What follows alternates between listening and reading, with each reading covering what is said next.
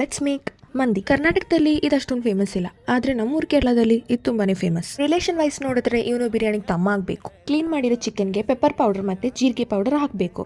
ಆಮೇಲೆ ಚಿಕ್ಕದಾಗಿ ಕಟ್ ಮಾಡಿರೋ ಕ್ಯಾಪ್ಸಿಕಮ್ ಮತ್ತೆ ಕೊತ್ತಂಬರಿ ಸೊಪ್ಪು ಹಾಕಿ, ಆಮೇಲೆ 2 ಚಿಕನ್ ಕ್ಯೂಬ್ಸ್ ಮತ್ತೆ ಧನಿಯಾ ಕಾಳು ಮೆಣಸು ಕಾಳು ಹಾಕಬೇಕು.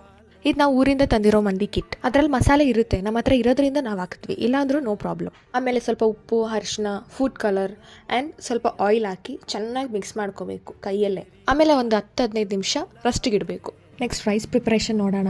ನಾರ್ಮಲ್ ಗೀ ರೈಸಿಗೆ ರೈಸ್ ಹೇಗೆ ಮಾಡ್ತಿರೋ ಸೇಮ್ ಅದೇ ಥರನೇ, ಬಟ್ ಇದರಲ್ಲಿ ಒಂದು ಡಿಫ್ರೆನ್ಸ್ ಏನಂದರೆ compulsory dry lemon ಹಾಕಲೇಬೇಕು.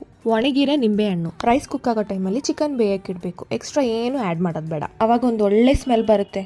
Finally rice and chicken ಎರಡೂ ಬೆಂದಿದೆ. ಈಗ ದಮ್ ಹಾಕೋ ಪ್ರೊಸೆಸ್ ನೋಡೋಣ.